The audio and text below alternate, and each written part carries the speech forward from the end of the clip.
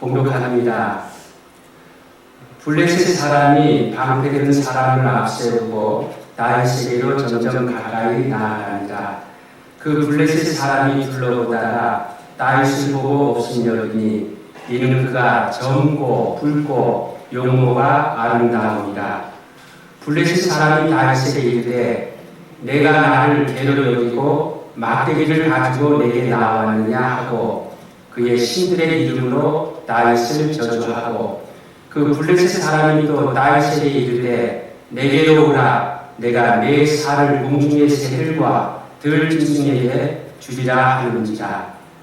다윗이 블레셋 사람에게 이르되 너는 칼과 창과 단창으로 내게 나오거니와 나는 만군의 여호와의 이름 곧 내가 모욕하는 이스라엘 군대의 하나님의 이름으로 내게 나아가노라. 오늘 여호와께서 너를 내 손에 넘기시리니 내가 너를 쳐서 내 목을 베고 블레셋 군대의 시체를 오늘 공중의 새와 땅의 들짐승에게 주어 온 땅으로 이스라엘의 하나님이 계신 줄 알게 하겠고 또 여호와의 구원하심이 칼과 창이 있지 아니함을 이 무리에게 알게 하리라. 전쟁은 여호와께 속한 것인즉 그가 너희를 우리 손에 넘기시리라. 블레셋 사람이 일어나 다윗에게로 마주 가까이 올 때에 다윗이 블레셋 사람을 향하여 빨리 달리며 손을 주머니에 넣어 돌을 가지고 물매로 던져 블레셋 사람의 이마를 치매 돌이 그의 이마에 박히니 땅에 엎드려지니라. 다윗이 이같이 물매와 돌로 블레셋 사람을 이기고 그를 쳐 죽였으나 자기 손에는 칼이 없었더라.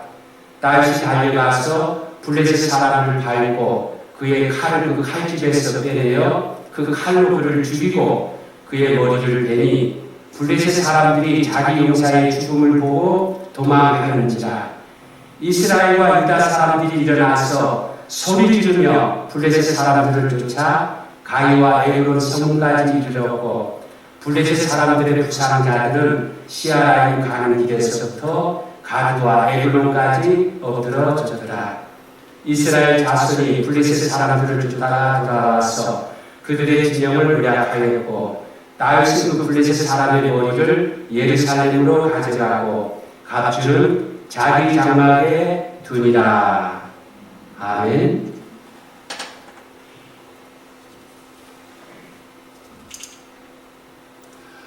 주의 소를 찬양합시다. 할렐루야. 아멘. 여러분, 상상의 동물 용을 아실 것입니다.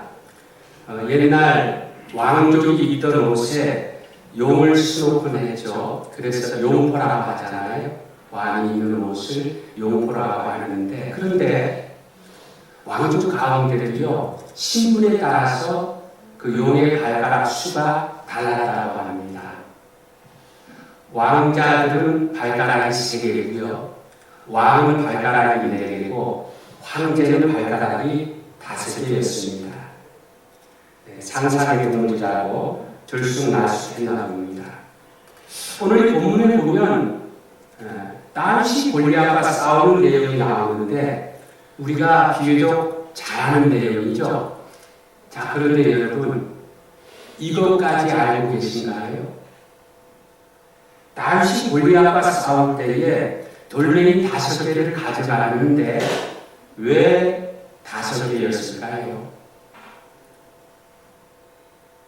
우리가 이 다윗과 골리앗이 싸우는 이 과정, 이 이야기 잘 압니다. 잘 알아서 많은 어떤 교훈과 도전을 받는 중에 이것까지 아느냐 하는 것입니다. 다윗이 골리앗을 물리치러 갈 때에 돌멩이 몇 개? 5개.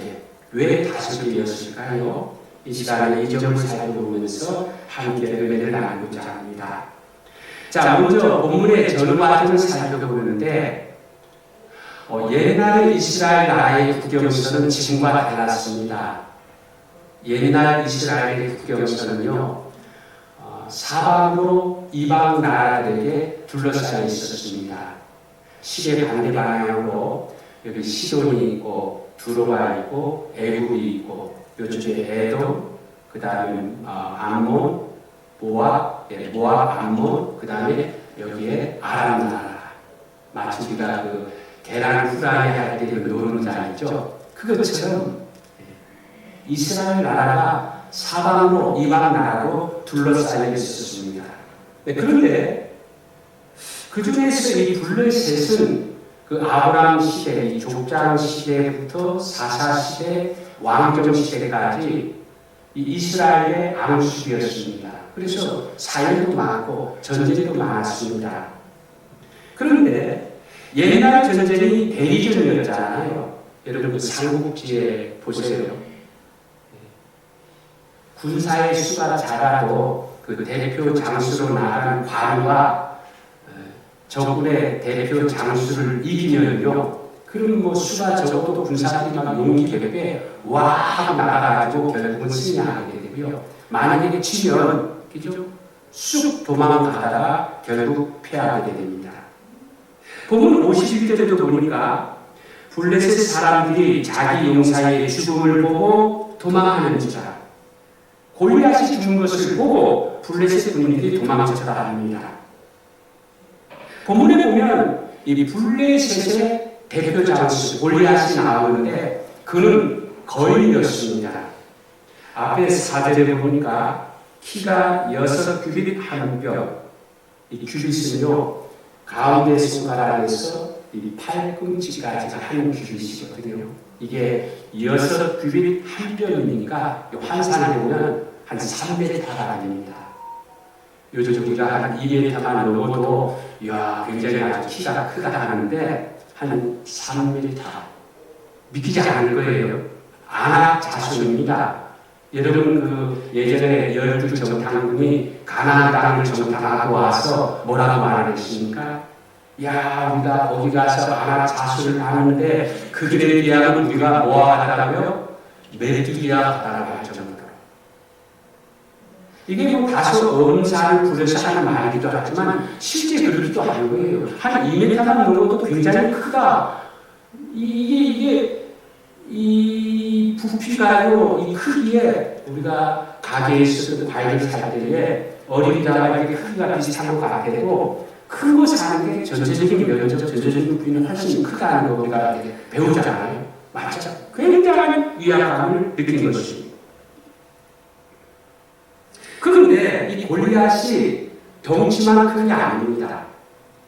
이 블레셋의 대표 장수로 나오면서 온몸에 갑옷으로 그렇게 무장을 하고요. 덮여 있습니다. 그 다음에 갖가지 무기로 장착을 했습니다. 그리고 방패된 사람이 앞장서서 이렇게 호위를 하니까 이게 공격할 틈새가 없어 보입니다.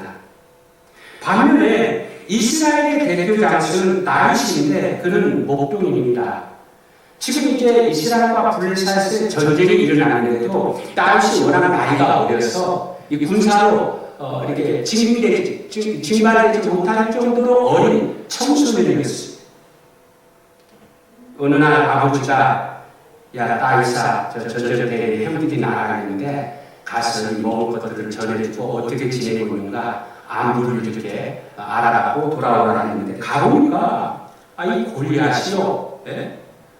지금 막 이스라엘 군대를 막 비우고 하나님을 조롱하고 있는 것입니다. 온갖 욕설로.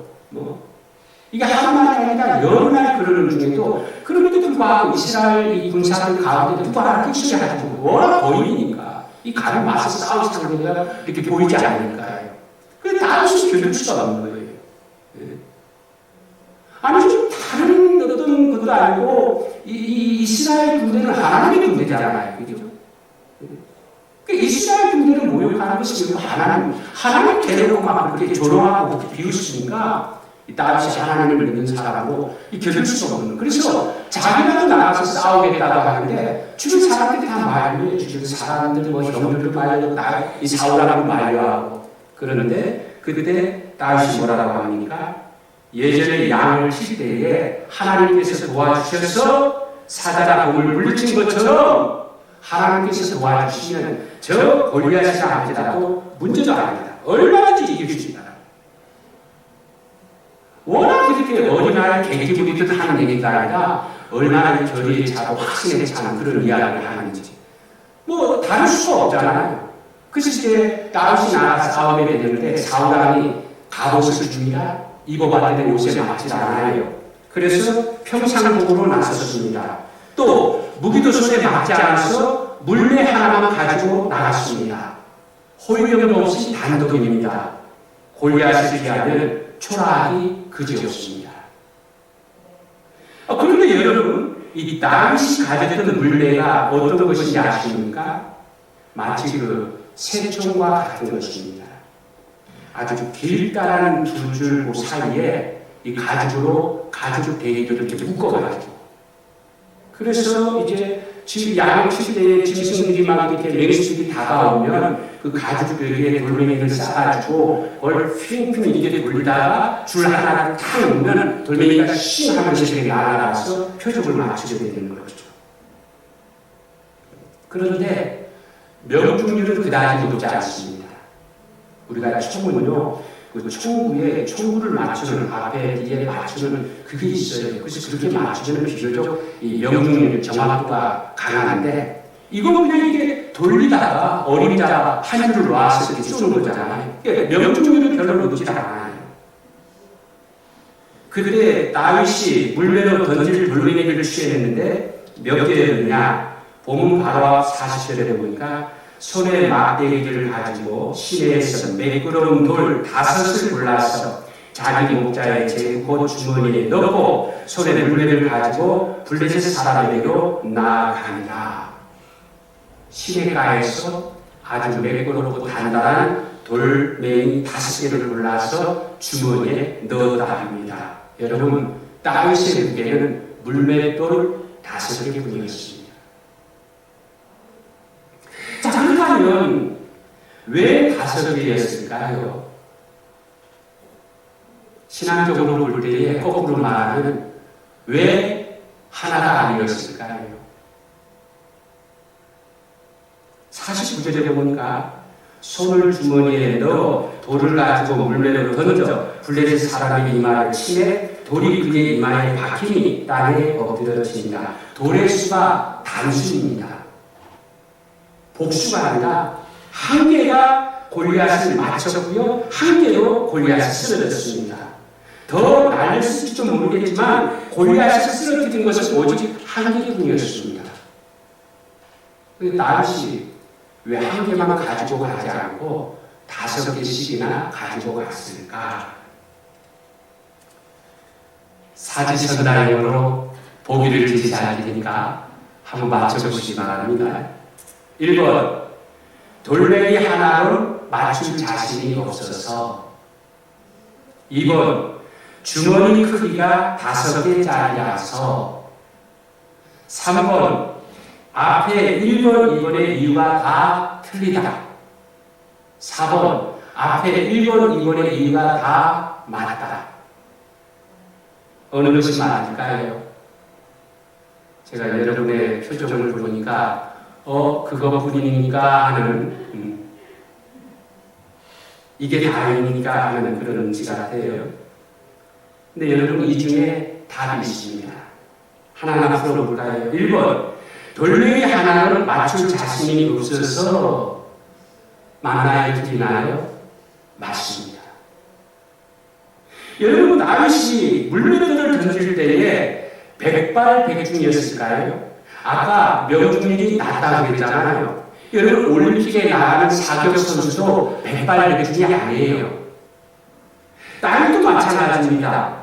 물매를 자주 썼기 때문에 실력이 다른 사람보다 대단히 좋긴 합니다. 그러나 100%는 아닙니다.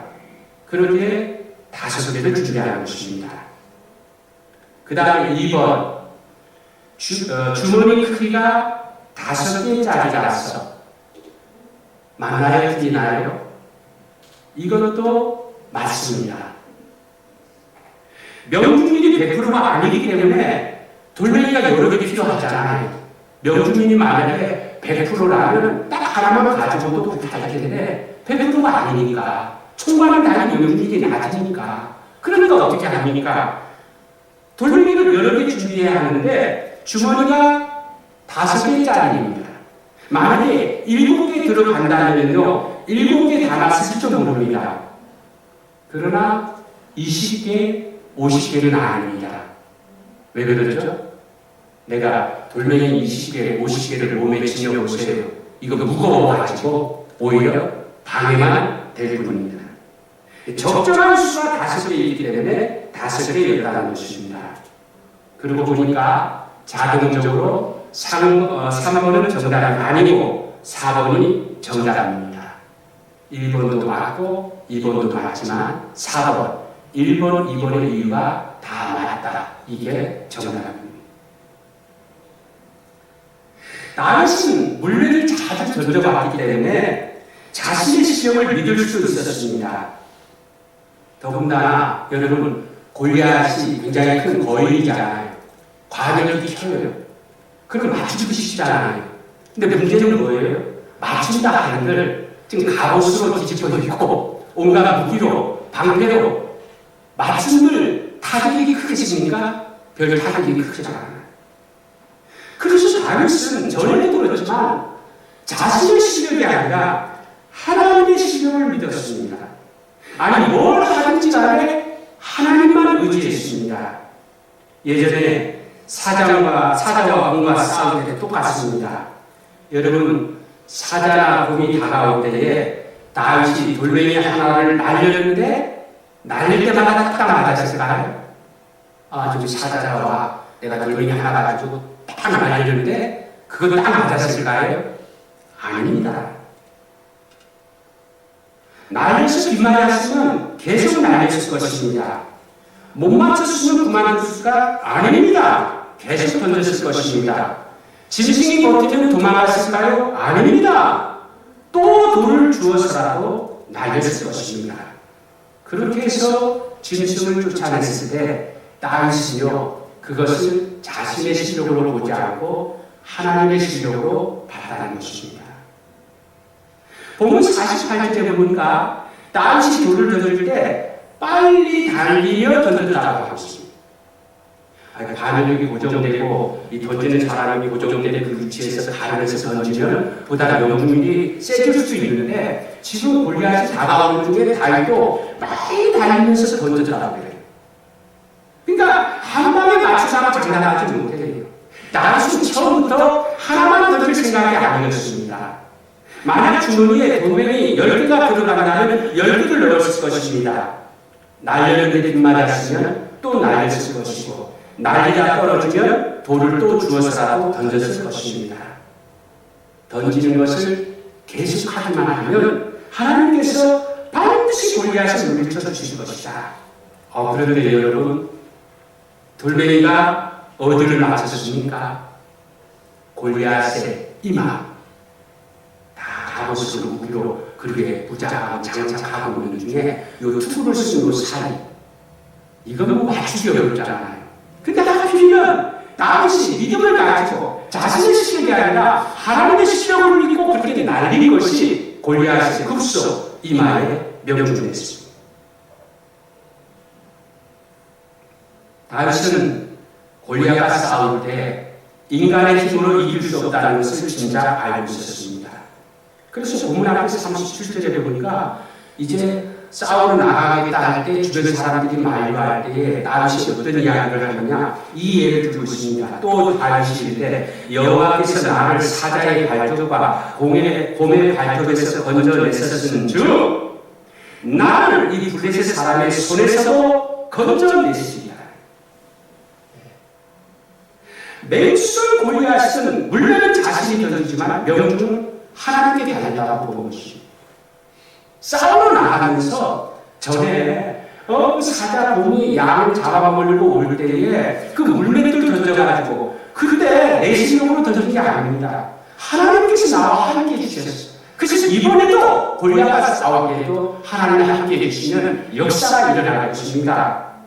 그 믿음을 가지고 그렇게 해서 돌멩이 5개를 준비하는 한 번 더 안 맞아? 또 날리는 거죠. 안 맞아? 또 날리는 거죠. 극단적으로 5개 다 던졌는데도 안 맞아? 그럼에도 불구하고 또 집어서라도 날렸을 것입니다. 그러므로 돌멩이 5개는 다윗의 믿음이 부족했다는 증거가 아닙니다. 오히려 믿음이 얼마나 강했는지, 얼마나 하나님을 의지했는지 모든 것이 하나님께 달렸다고 믿고 자신의 갈 길을 묵묵하게 갔다 하는 것입니다. 자, 그렇다면 여러분, 이 돌멩이 다섯가 깨우쳐주는 교훈이 뭘까요? 성경에 보면요, 돌멩이 다섯 개와 같은 그런 사건들이 꽤 있습니다. 예를 들어서 이스라엘 백성이 여리고성을 한 번도 무시하니까 7번, 나만 장군을 목욕하되 몇 번, 7번, 엘리야가 기도하되 몇 번, 7번. 왜 한 번이 아니었을까요? 나만 장군이 문둥병에 걸려서 엘리사 선지자를 찾아가는데 저 요단강에 가서 7번 목욕하라고 합니다. 가서 목욕했습니다. 한 번, 두 번 아무런 변화가 없어요. 심지어 6번까지 할 때까지도 아무런 변화가 없어요. 근데 7번 하니까 그 엘리사 선지자가 말한다. 그 무엇이도 고칠 수 없었던 문둥병이 정말 어린아이 세살처럼 아주 깨끗하게 나아가고 말씀하고 있습니다.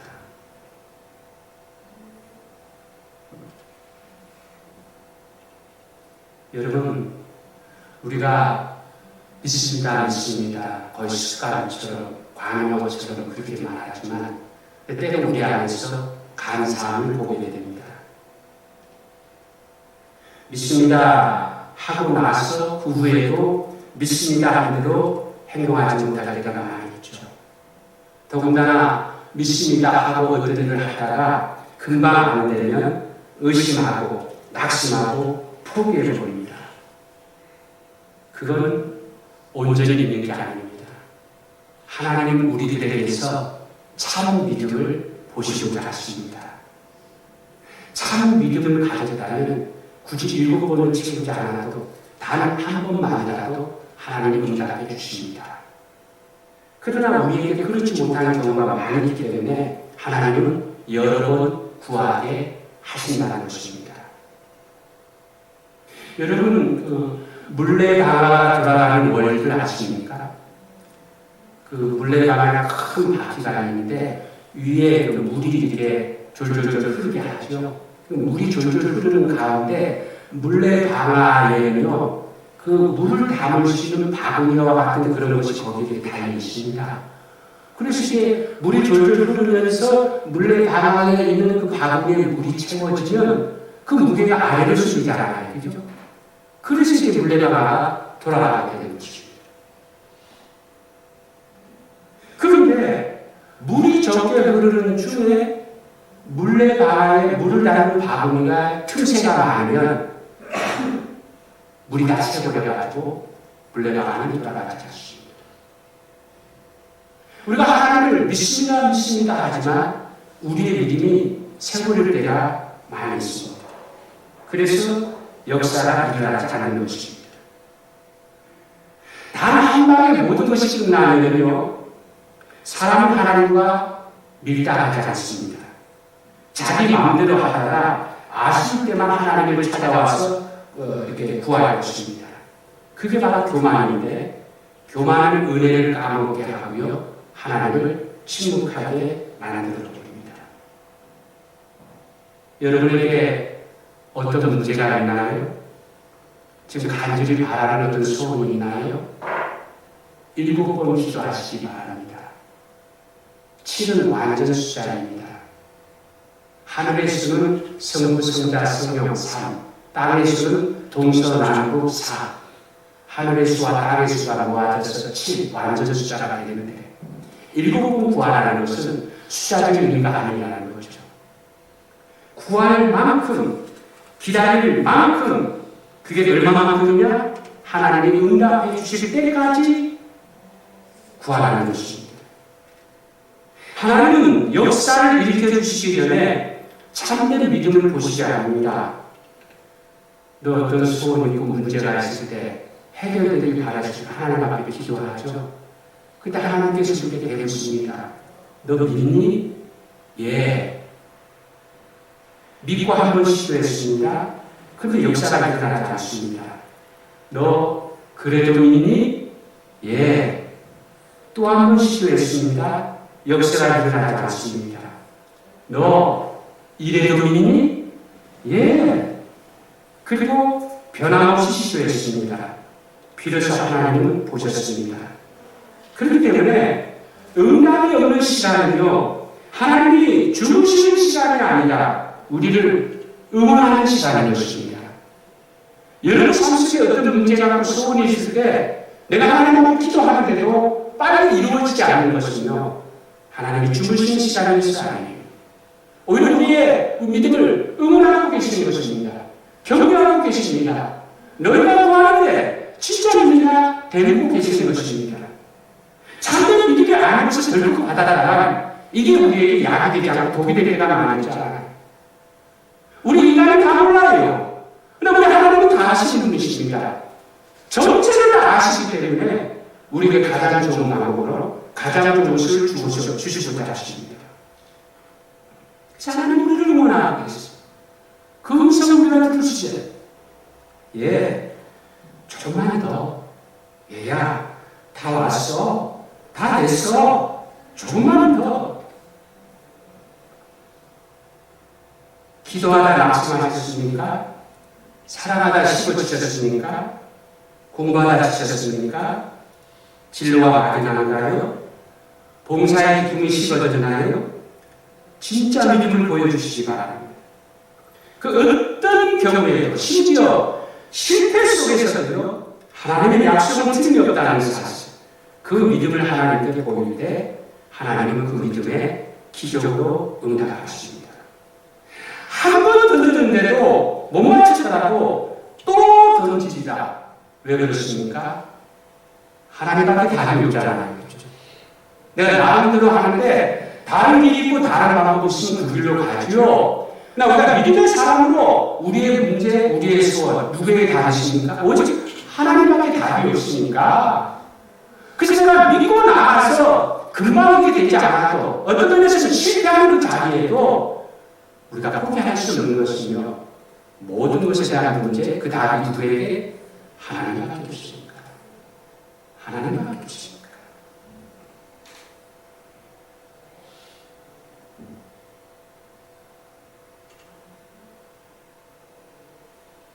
여러분, 지금 하는 일이 나의 지금 태도와 방법이 하나님의 뜻에 맞느냐면 여러분 포기하지 말고 계속 하나님만 바라보고 나아가시기 바랍니다.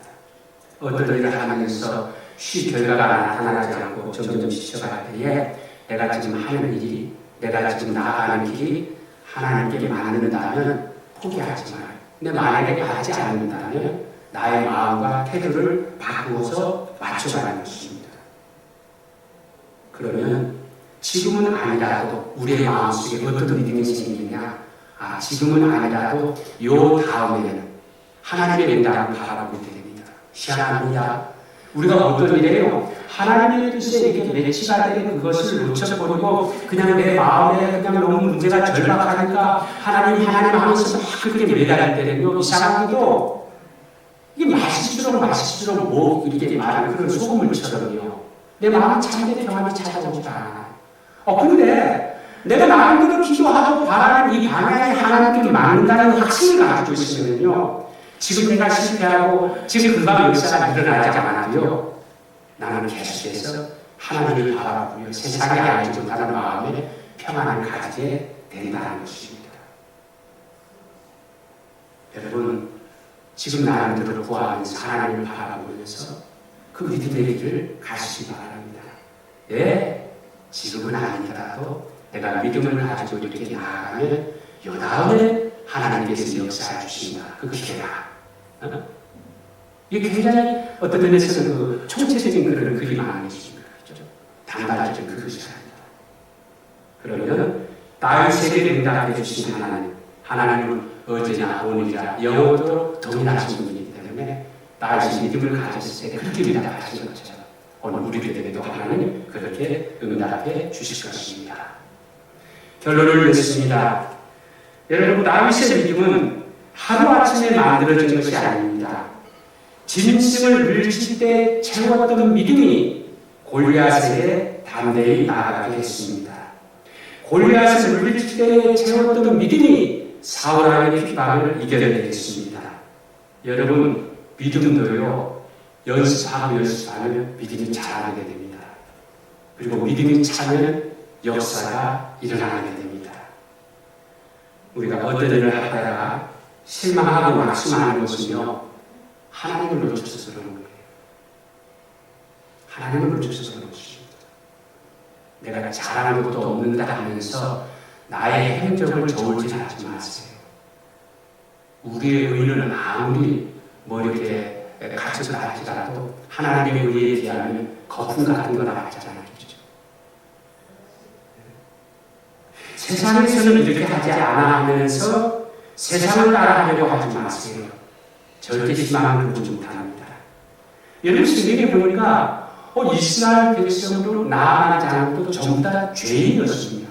그런데 불구하고 그들이 복을 받았는데 그 비결이 뭐냐? 바로 믿음인 것입니다.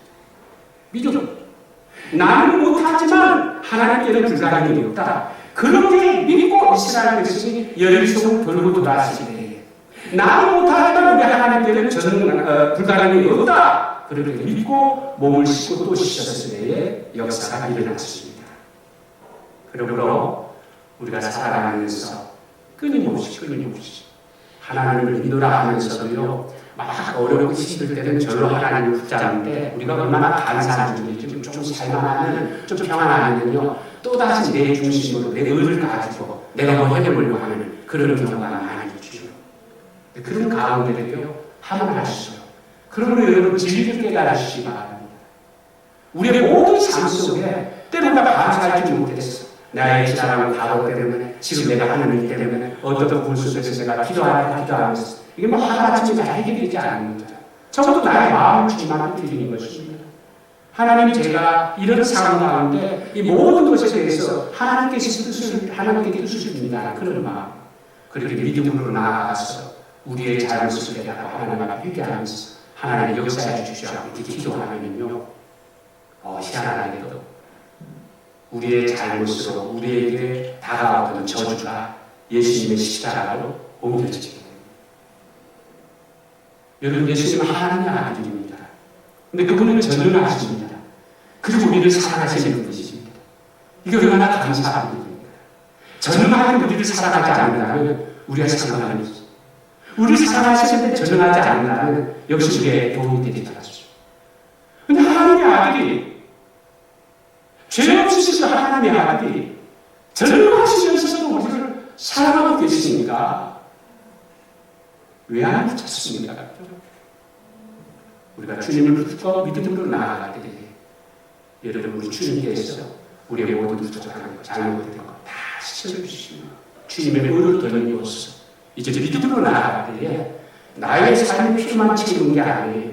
우리가 꿈꾸는 것은 당장으로 복의 통을 쓰시면 아니겠습니까? 나 혼자 잘하고 잘 살아, 우리 애들 잘 되라고 그거 잘해봐야 인생 살다가 어느 정도 나이 들면요, 다 기록다는 걸 깨닫게 됩니다. 진짜는 뭐예요?